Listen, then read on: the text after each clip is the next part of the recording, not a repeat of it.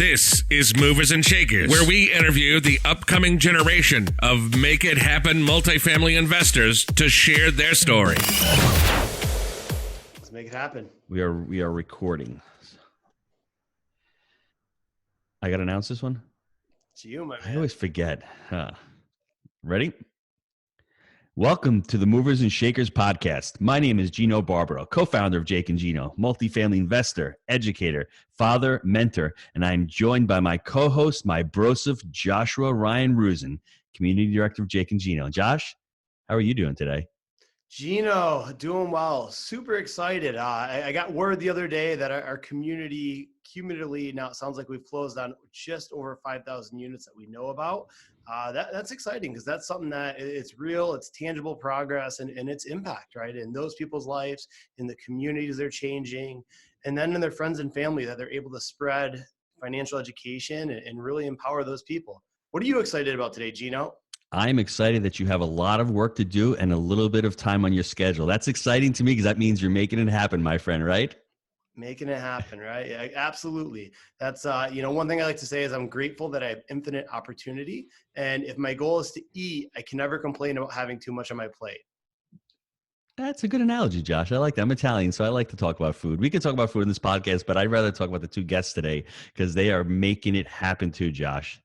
Speaking in today's guests, we have Greg and Rachel Schwartz. So they live in College Station, Texas, and they invest right in their backyard. Now, October 2019, they relocated from Wilmington, North Carolina to Texas to pursue their dreams of becoming real estate investors. Greg was a Marine Corps Huey pilot for 9 years, and Rachel was a gym manager and personal trainer for the past 4 years.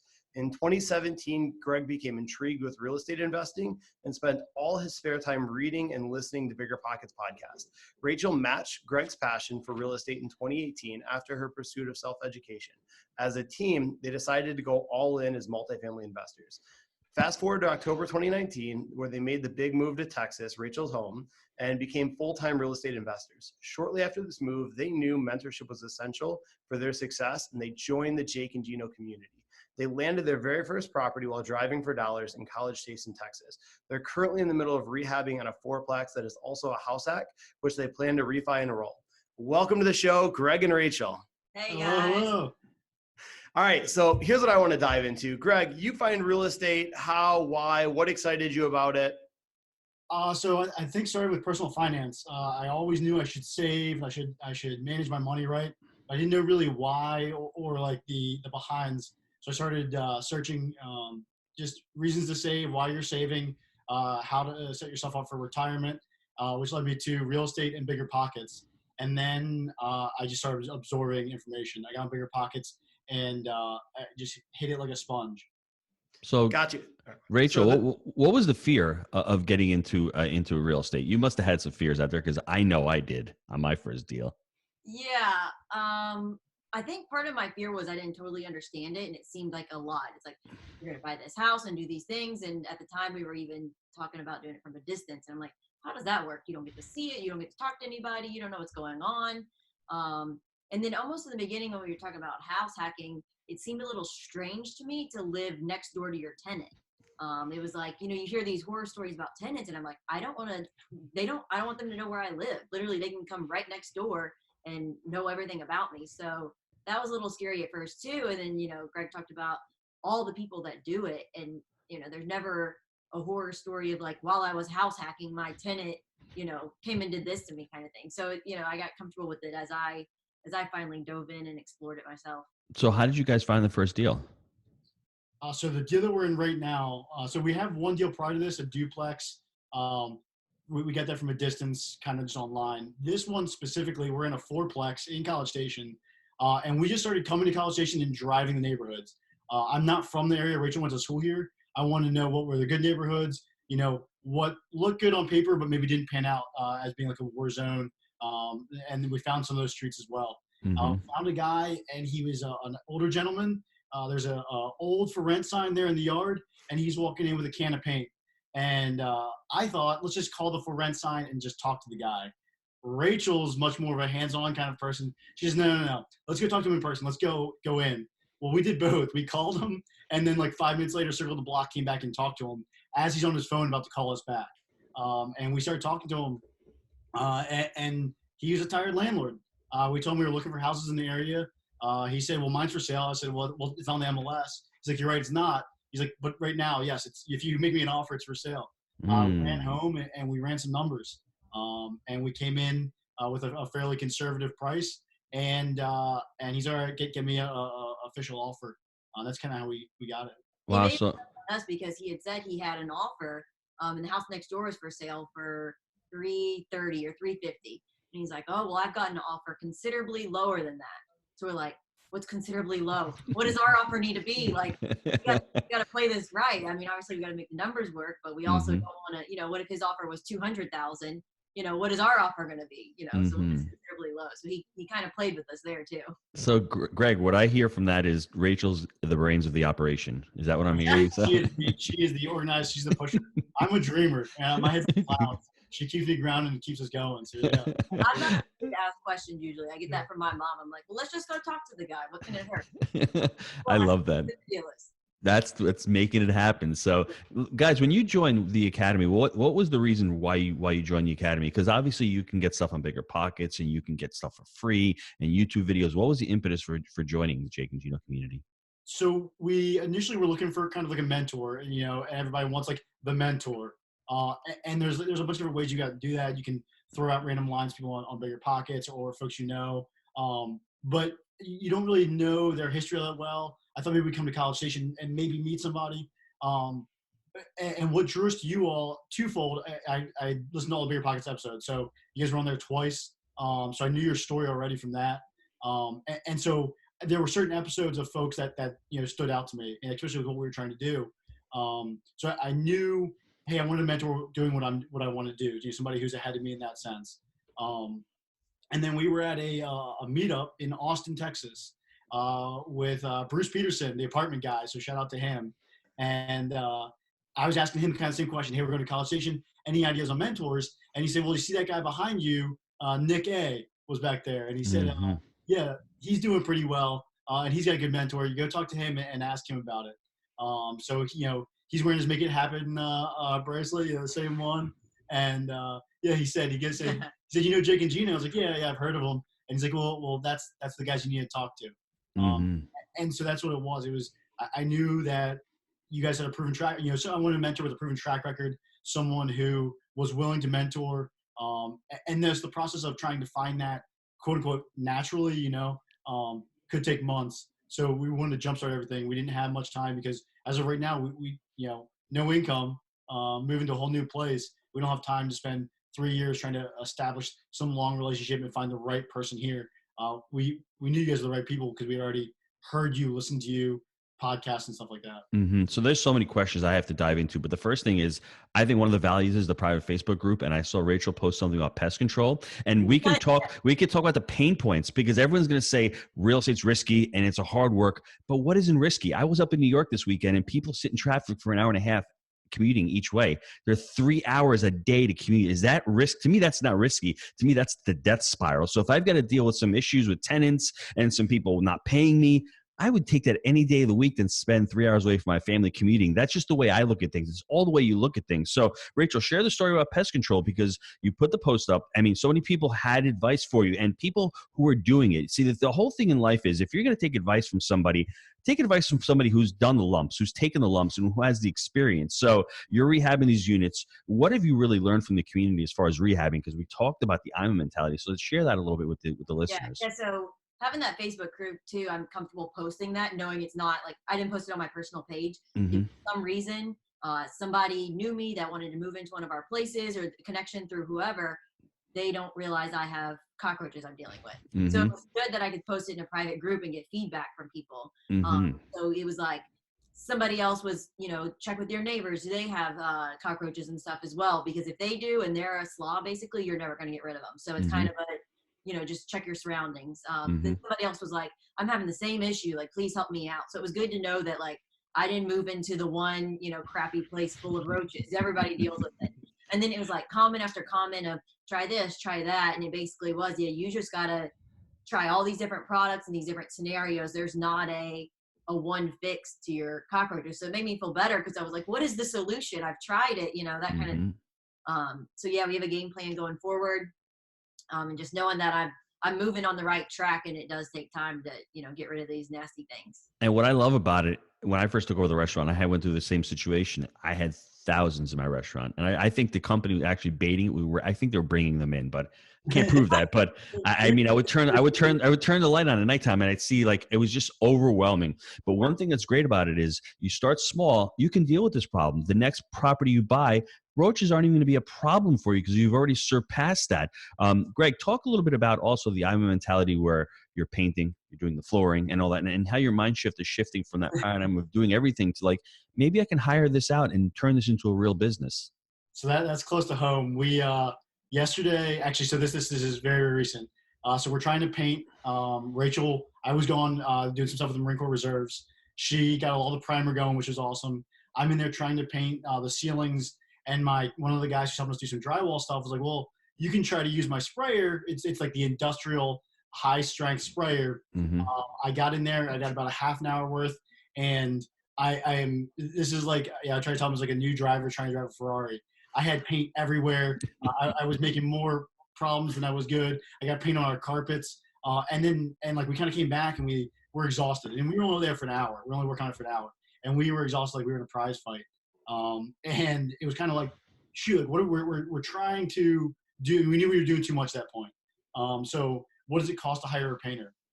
And the thing is we knew a painter. We had a guy who was doing a make ready on a place right next to us. Super nice guy. He's already helped us out by helping us get appliances dirt cheap, some really, really good used appliances. So he's already added value to us. Like, well, let's give him a call. There's a guy we trust. We know he does good work. We've seen it. And we've known that for the last 2 weeks, but we haven't called him because we thought we could go up there with this high power sprayer and quote unquote, do it ourselves. But that's not where we should be focusing right now. Like that's a low cost job. We can definitely get someone hired out for. I just wish I could see Josh doing that with you. That would make my week. I would love to see that. Put me and Josh in that room. I'm telling you, I've got a lot of skills. That is not one of my skill sets right now. So that's like me washing dishes at the restaurant years ago. I thought I had to do it all. I'm going to do this and I'm going to do that. And I think through the community, I think that's one of the things that you're going to learn. It's really, multifamily is really a business, and those are low cost skills. And you had also told me, which I think is everyone should listen to this. If it takes you 2 weeks to get all that work done, but you can get it done in a day and you can rent out your apartment 2 weeks quicker, you'll probably make it up on that. And then you're not wasting your time on that. You're out there raising capital, looking at other deals, and just doing tasks that generate more revenue. So I think that's one of the shifts that's really important when you first start in multifamily or in any business. I think you have to learn it. I think you have to go through the ropes and see it yourself and deal with the cockroaches and deal with the turning of the apartments. But then after that, once you learn the process, you can try to systemize it and try to find somebody to help you out by that. So that's awesome. Now, we live by education times action equals results. Greg and Rachel, you've gotten massively educated over the last few months. And Greg, you're taking massive action. I'd love for you to share the story about where you're working now and how you're adding value to that team and how ultimately that's going to bring you more deals. Okay, so it started with the education. So it started on Bigger Pockets. And then what I love about all these podcasts is the recommendations of the books at the end. So I had a 7-month deployment on a Navy ship where I brought all those books with me, downloaded a bunch of podcasts, and while everyone else played video games, I studied for 7 months. So how did that work? I'm sorry, I didn't mean to cut you off, but how did that feel when everyone else must have been like, what are you doing? Let's hang out. Let's just chill. You don't have to do that. Let's go play, Call of Duty, right? How did that work? How did you stay focused? So I developed a reputation with them before that. They kind of knew what I was trying to do. And it's a really great community. So the Marine Corps, so they knew I was getting out soon. And that's a big scary thing because, we've got pretty good pay as officers in the Marine Corps. And you got that check coming in as a W-2 every 2 weeks. And you got all the benefits. So everybody knows that there's it's a nerve-wracking thing to do to get shift to the real world. So they knew that's what I was going through. And they accepted that. And really we're pretty encouraging in a Marine Corps kind of way. So very sarcastic with it. But they're like, they even dealt with me teaching them some of what I was learning because I found out I'm an educator. So I learn stuff a lot better when I'm teaching. So coming off that MU, I got my real estate license, decided to go with Keller Williams, mostly because I've read all his books now. Big fan of The One Thing and his Millionaire Real Estate Agent, Millionaire Real Estate Investors book series. So I joined Keller Williams, and at Keller Williams, I was at one of our meetings. I mentioned how I'm into multifamily. One of their agents there was like, "Hey, I've got a client. He wants some investment advice, and I just don't know anything about investing." I'm sitting here looking at a seasoned Keller Williams agent, thinking, "Man, this guy knows everything, and he knows his niche really well. He knows luxury homes very well, and he can sell those better than the best of them. However, he just doesn't do multifamily." So I sat down with him. We had coffee over an hour. I gave him a crash course in basic evaluations so that he doesn't look like like a fool sending his client deals that don't make sense. And I came with energy, and I was all hopped up on coffee because we had met at a coffee shop. And that's one of my crutches. So I'm two cups of coffee in and firing cap rates and NOIs and all this stuff to him. And turns out he worked for, and his mom owned the Extra Mile Real Estate Group, part of Keller Williams. And so he went back and talked to her, said, "Hey, there's this guy. He doesn't know anything about selling houses, but he knows a lot about multifamily." And they don't have that as part of their group. It's not part of their business right now. But they saw that there was value add there. So despite me being a very junior agent, by having that knowledge and taking the action and helping him out, providing that value to him, they then provided value to me by bringing me on the team. So Rachel, what would you say with that is? Would you call it a seek to serve kind of mentality where you're not really even asking for anything? You're just giving a lot of advice and you're taking massive action? Absolutely. Yeah. That's Greg to a T. He's always willing to share what he's learned, what he thinks, he's here to help, and his big thing too, we're in a college town. So whether it's a luxury duplex or just your average duplex, Texas A&M University is a big tradition school. So if parents come here, kids are most likely to come here. If one kid comes, the next kid is most likely to come. So we can help those people out by, getting them a great deal, and they're not spending money on rent. Like, I went to school here. My brother went to school here. My sister now lives here. So my parents could have had 3 kids that all live in the same place. So we want to be able to help those people. And, the other day we're, getting ready for bed, and he's like, "How do I tell somebody this isn't going to be a good investment?" Like, they're gung-ho on this. They think it's a great deal. He's like, "And I don't want to, take away from the selling of a house and stuff like that. But how do I say, like, this may not be your best option. Let's find something better." And like, you just got to explain to them and tell them, let's get good for you. The numbers show it. I just want to ask you, Rachel, how has this multifamily changed your life over the last year? In a lot of ways. So one, I really started learning at about a year ago, just trying to get all your basic knowledge, why we're doing it, what's involved in it and things like that. So I started learning that stuff. I've started learning about cap rates, NOI, which is, Greg speaks fast and he's got an engineering mind and I do not. So the way he explains things, the way I understand them are totally different. So I'm like, "Well, doesn't that mean this?" And he's like, "Yeah, that's what I just said." That's not how you said that though. But, so if we're learning how to teach each other, which is good, so we can teach other people in multiple ways. And then, so I have learned that the property management side of things is where I think I really, can fit in and add some value. I've got all the skills to be a property manager, just not all the knowledge quite yet. So, I'm very organized, timely, I'm great with keeping everything up to date. But, knowing when you can send an eviction letter, knowing when you can send all these things is all things I have to learn. So I'm working on that. I'm actually seeking out jobs maybe with a property management company until we can get, something going on our own, just so I can get in and get to know people and they can teach me and I can help them out. I see a future episode on the multifamily zone on how to work with spouses, because I want to ask that question. But that's a really, because you're both young, you're both starting a new endeavor, you're probably both overwhelmed, you have different skill sets. And what I heard from you is, I want to stay in my own lane, which very rarely do couples do that. One of them wants to step bounds over the other one's job, and so I want to ask that question. We're going to get deep into another episode, but how do you both work together? Give us some tips to the listeners out there if they're going to start working with a significant other, or a partner, or a spouse. Let's start with you, Rachel. Then I want to hear Greg. Yeah. For me, I think it was because managing the gym, I did a lot of the things I'm doing now. So it's like, this is how I did it before. I know it works. Let's do this. So Greg's like, "Yep, that sounds good." And I make sure I fill him in on everything so he knows what's going on, but he's not necessarily trying to do it. So he doesn't feel left out. He understands it all, but it's not him day to day. Like, taking the receipts, filing them, putting them into the, building them and stuff like that. I'm doing all that stuff, but then I can show him, hey, look, this is how this went. This is what happened. So he understands what's going on in part of the business as well. I love that. And Greg, what would you say? So I think a lot of it's trust. So I saw Rachel, her previous job was with a gym, and they did, I saw the correlation between what they did with the gym. So they took a gym with 400 some members and took it up to about 2,000. And she was a big part of the admin organization of that process, getting the systems in place, all the things that we talked about on the manager rate side of the business. She did all of that, but it just needed to be shifted to property management.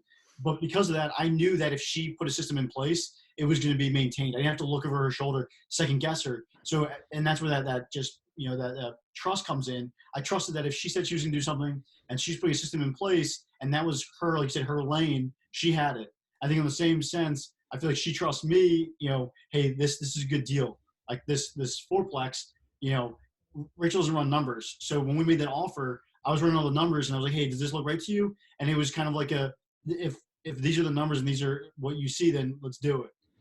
So there wasn't hesitation there. So I think that's a big part of that. So you had mentioned previously, in not these kinds of words, but you would be the visionary and she'd be the integrator part. Would that be safe to say? Absolutely. Yeah. The joke is that I'm about 37 steps ahead of where we currently are. So she brings me back to steps 1 through 5, and I stay in there as long as I can. And then, my visionary brain takes me to 3 years down the road. So I mean, that's kind of the part of the teamwork too. Part of those lanes, Rachel's lane is day to day, and she is awesome at the day to day.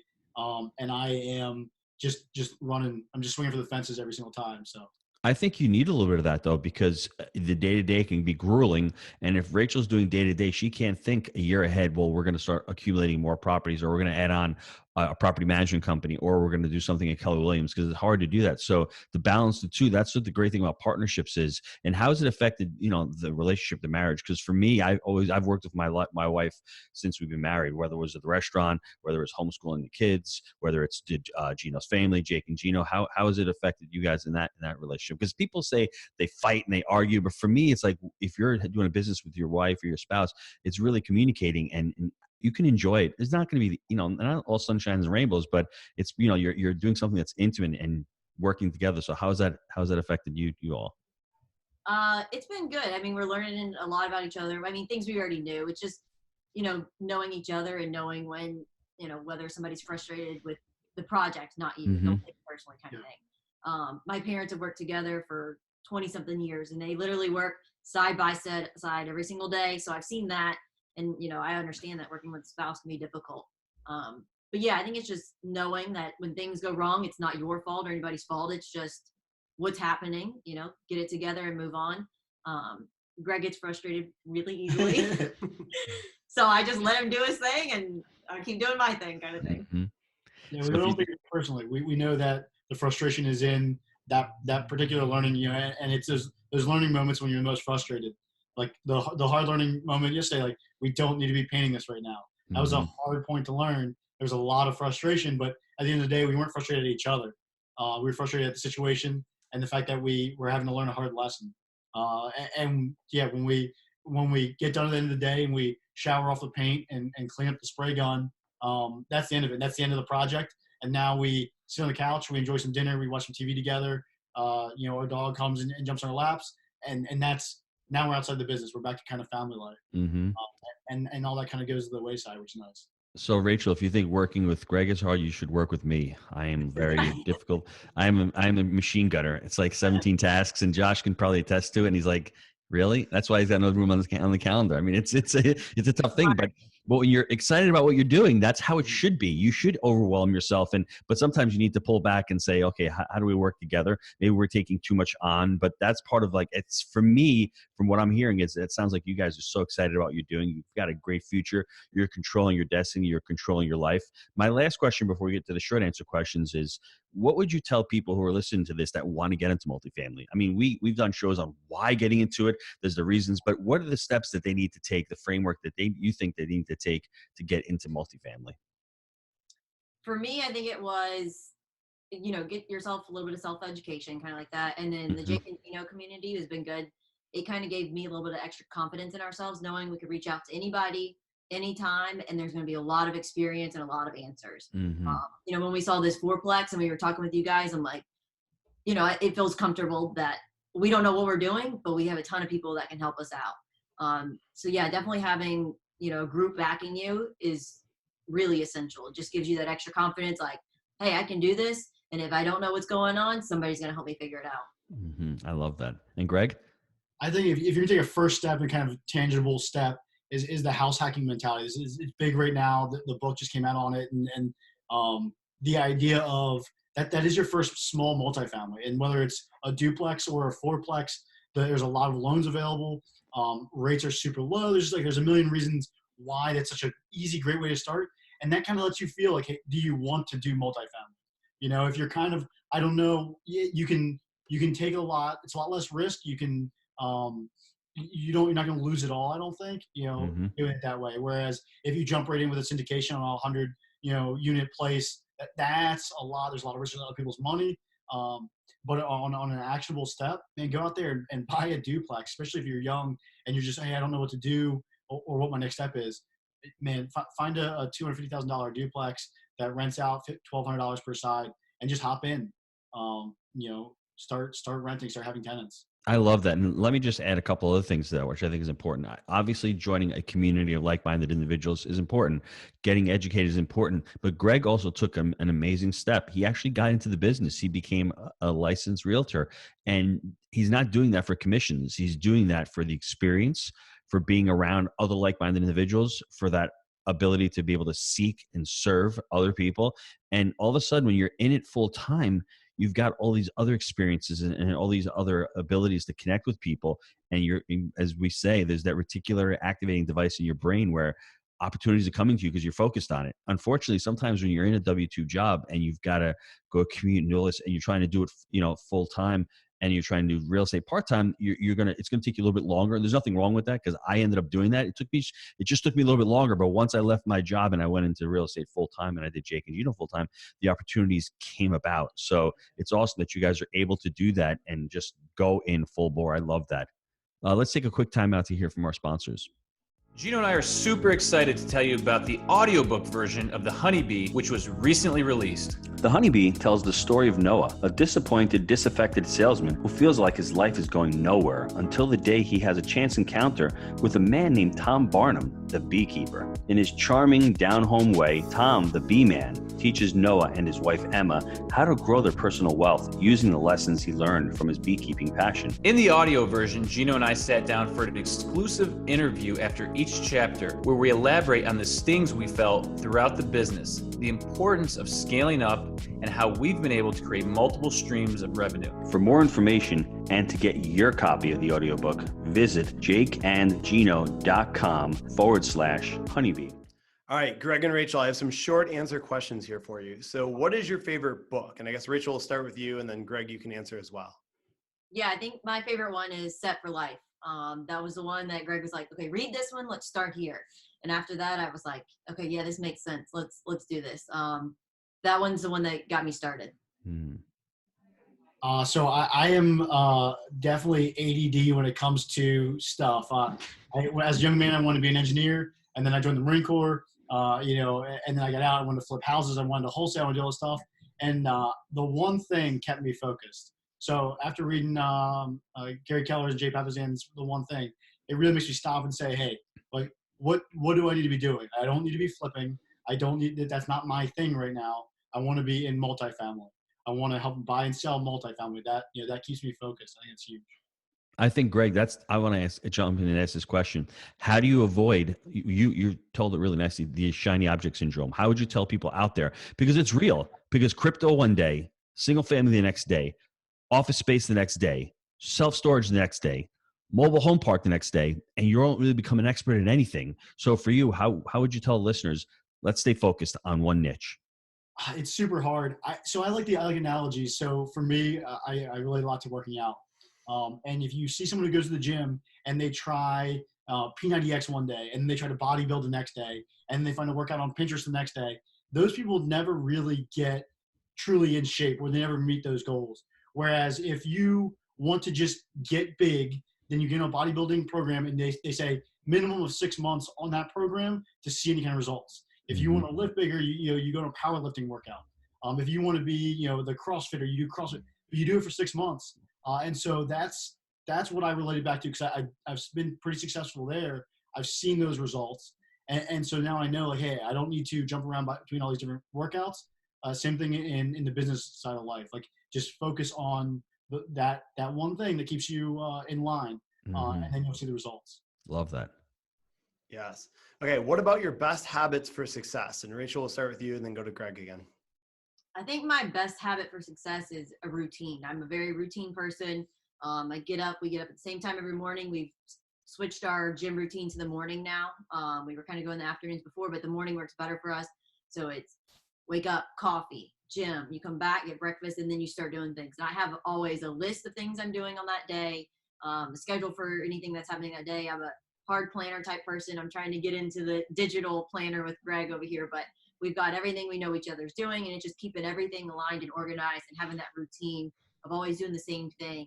I guess that sounds kind of boring, but it helps me and it keeps my mind focused, because you don't have to wonder about what's next. You only need to have to wonder about, okay, now I need to do this, now I need to do that, let's get it done. And then for me, I think setting goals. So it's something my dad put in me as a young man. So I wanted to buy a PlayStation. He wouldn't buy it for me. He said, make the money yourself. And I set up a tomato stand, and I had a goal of raising, whatever it was, making $150. I sold $150 worth of tomatoes that summer. And then I had another goal of buying a dirt bike. He said, all right, start mowing lawns. So I mowed lawns for 3 summers till I could buy a dirt bike. And then I had a goal of becoming an engineer. I went to school for 4.5 years, but got that, was successful there. So every single time it was having a goal and staying accountable and being accountable to somebody else. As a young guy, it was my parents, my dad kept me accountable. And now I feel like that Rachel's kind of that accountability buddy. So when I say I'm gonna do something, she keeps my feet to the fire on that. Mm-hmm. Yeah, I like that. All right. So there's been a ton of golden nuggets in this episode, and I want to kind of go over a few of them. First, I really feel you guys did a really great job laying the framework of how to find a mentor and what you look for one. So I look at that. You got to find someone who has the results you want, that you believe they can replicate those with you, and that they're practicing what you want to do in today's market, and that like, and trust them, right? So no one cares how much you know until they know how much you care. The next one was the I'm a mentality, right? So a lot of times people are stuck being solopreneurs and stepping over dollars to pick up pennies, where if we can scale and realize that time's our most valuable asset and leverage other people's time, it's what allows us to grow a true business. Next, I think, is really just adding values to others and the go-giver mentality and seeking to serve. And as we saw, Greg, you were able to land a position at Keller Williams, simply just sharing your knowledge base and willing to take that time. So love that. And then working together with your spouse or business partner. So there's a lot of trust that goes on there and communication. And it also comes down to saying what you're going to do and doing what you say you're going to. Gino, I know you have something to add to that. What do you have for us? Well, the biggest one, you said the seek to serve one. That's an important one for me. Getting out there. And when we started Jake and Gino, I didn't monetize that for a couple of years. I was just out there giving as much knowledge and much experience. To me, it's important. I want to mention the corner of learning, because Greg said he learns from doing and from teaching. So it's important, everybody out there, look up the corner of learning and see how we teach, how we learn. And it's always learn, do, and teach. So that's really important. You're in there, you're immersing yourself. And when you ultimately start teaching others and start talking about it, you're actually going to learn it really well. The next one is, don't be afraid to step up. Don't be afraid. What's the worst thing that can happen? You sound like an idiot. I sound like an idiot every day. It's okay. I've gotten over myself. Don't take ourselves too seriously, because the fact that you stepped up and you talked to the other side, they didn't know about multifamily, and all of a sudden you're seeking to serve, but you actually took that next step. A lot of us are afraid to sound foolish. Don't sound afraid to sound foolish. And you're going to regret it if you didn't make that step. So stepping up is huge. And I think the last one, Josh, honestly, is stay in your lane. Stay in your lane. It's okay. If you're not getting results, most of us quit before we actually get to our results. If you continue to put in the work, and Rachel says it's really boring. Well, Rachel, I do the same thing as you do. All I do is daily write my things down, and I cross them off, and I make sure. And that's just being consistent every day and getting it done every day. And then if you do that every day and you're looking for deals, for example, if you want to get a deal by the end of the year, you need to underwrite at least 80 to 100 deals in this market. If you're doing 4 a week, it's going to take you 20 weeks to do it. So you need to be able to put on your list, I need to contact a broker a day, 2 brokers a day. You need to underwrite, whatever that may look like. If you're not planning that out and you're not being consistent with yourself, it's not going to work out. So I think that was really huge. Staying in your lane and being consistent and getting things done is really a huge, huge thing. I love that. Greg, Rachel, how can the listeners get a hold of you? Well, that's something we need to work on. We have tried to start a YouTube channel. So we actually met up with somebody through Bigger Pockets, a young guy who he's great at video production and stuff like that. And he wants to learn multifamily investing. So we've connected with him and he is trying to get us up and running with the YouTube channel. I believe it's under just Greg Schwartz, Greg right? Schwartz, should be able to find it there. Also, Facebook pages. So you can find us on Facebook, and then we're both on Bigger Pockets. I'm kind of more the outspoken voice on there for both of us. But yeah, that's probably the best way for real estate questions on Bigger Pockets there. Awesome. Greg, Rachel, I want to thank both of you for being amazing guests on the show and sharing your movers and shakers story. Now, if you want to be the next movers and shakers guest, email me, josh@jakeandgino.com. And if you like the show, please leave us a review. And until next time, let's make it a movers and shakers week. See ya, everybody. Thanks, guys. Later.